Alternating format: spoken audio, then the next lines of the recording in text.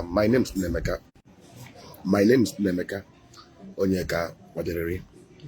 I am of the utmost conviction and belief that the only way we can fix Nigeria and get it back to its glory days, especially the glory days of the early 60s, 1960, 1966, is for us to fix our education system.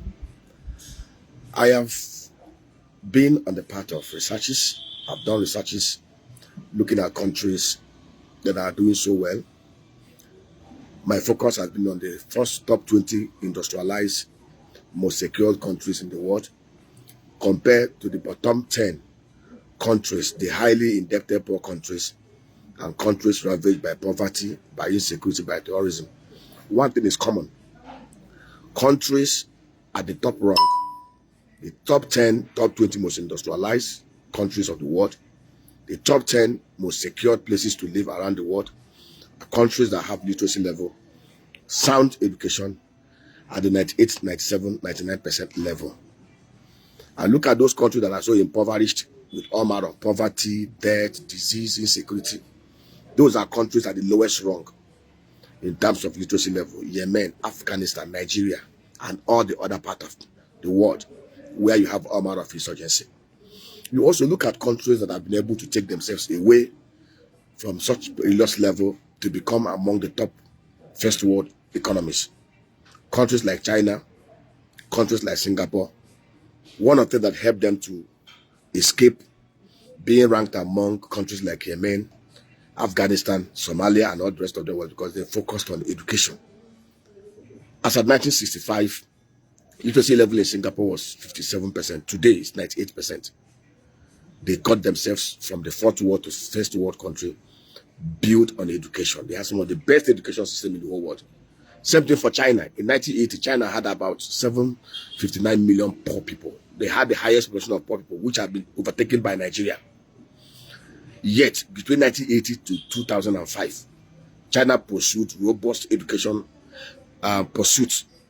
And within a space of 25 years, China was able to move their literacy level from 62% to the present level of 98% and moved over 700 million of their population from poverty.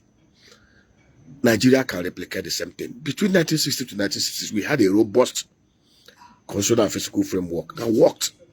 We had a public education system that was very solid, that was very sound. Even to the 80s, people were sending their children from the UK, from the US, from other African countries to come and school at the University of Nigeria, Soka, University College Hospital, University College in Ibadan, and every other places. Our public schools, even our public secondary schools, unity schools, we are the toast. Many people came from different parts of the world to school. Then there was not like segregation. There was not like elite segregation. Our public schools had quality, had, governors, presidents, clerks, security men had their children in one school. See, if we want to fix Nigeria, the first thing we need to fix is our education. Let me tell us the truth. No nation develops beyond its level of education and literacy level. We will continue to have bandits, unknown gunmen, ISWAP, Boko Haram. They will continue to grow in number as long as we have huge population of uneducated kids, unenlightened kids that cannot be able to get themselves out of poverty. The greatest key out of poverty is education, knowledge, skills, acquisitions, training. Nigeria has over 20 million kids out of school. The number was 10 million in 2015. Over a period of 9 years, we've doubled that number. And that number will continue to increase until we do something very, very important. And what is that thing?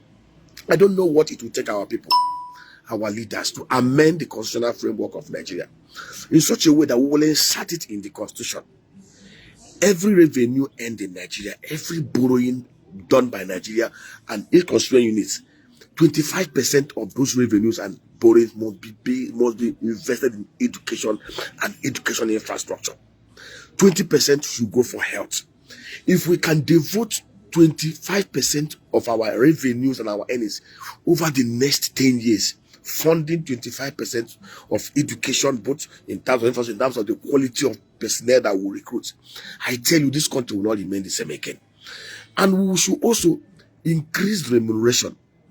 If today we make minimum wage for teachers, both from primary to secondary to university level, to be 400,000 naira, Even through that, I can bet my finger that the brightest of minds in Nigeria will begin to migrate to the classroom, will begin to go into education, into teaching, into training. See, why do you think in the West, medical practitioners and those who or even in Asia, those who are teachers, those who are medical practitioners earn very good? Why do you think we have mass migration of the best brains in Nigeria out of our system?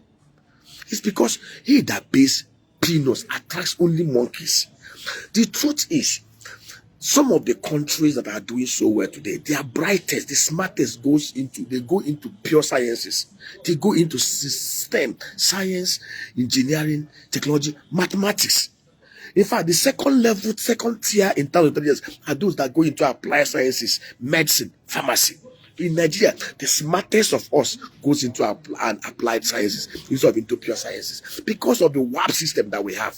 The smartest of us will actually go into pure sciences, into teaching, into citadel of higher learning. If Nigeria today can amend our constitution and they will make it compulsory, every public sector official, from local government to state level to federal level, your children must attend public school in Nigeria. For you to even aspire to occupy any public office, you must sign that bond. Your children must attend primary, secondary, university education, first degree in Nigeria. If you don't have such commitment, then don't aspire. If we can insert this in our constitution, that is when you will have very honest, patriotic, sincere Nigerians rising up to be part of governance. As of today, basically what we have in Nigeria, I'm sorry to use this word, a bunch of elitist gangsters, bunch of buccaneers, political buccaneers, who only see political power as avenue to show up their sagging economic life, as avenue to steal, to loot, and to share. They don't have empathy, they don't have sympathy, they don't have compassion for the well-being of the majority of Nigerians. De Samumbakwe, Latif Chokonde, Obafemi Awolowo, Dr. Samuel, Michael Ihonaka, Ahmadu Bello, Tafa Bello, all of them will be rolling in their graves. In the early 60s, Obafemi Awolowo made it a point to drive education in the old Western Nigeria. He had scholarship, massive scholarship. If we want to fix Nigeria, if we want to fix this land, this suggestion is only, in fact, the fastest way within the next 10 years. Anybody telling you he wants to build a $1 trillion economy, see, let me tell you, if Nigeria had continued, let me tell you the truth, as at 1980, as at 1970, Nigerian GDP was $12.2 billion. South Korea GDP was $9.3 billion. We are bigger than South Korea in terms of economic size. As at 1980, they caught up with us. We are at par with them in 1980. Today, 52 million people in South Korea, their GDP is $1.63 trillion. Our GDP, 222 million people, is down to over less than $200 billion. Are we not ashamed? If we had continued on the same trajectory as South Korea, today we would have had an economy that is sized at $2.7 trillion. So for us to even be thinking about building an economy that is $1 trillion size, that is $2 trillion, we must focus on the basics, and that's because we must pursue education. We must do an overhaul of the education system in Nigeria. We must pursue someone. See, if we are truly selfless and honest, if our leaders truly love this country, what I have suggested here is the fastest route to redeeming and reducing the population of our youth that are falling prey into the hands of people that have converted them to criminals and bandits. Why can't we have mercy and compassion on our people? May God have mercy on us. Amen.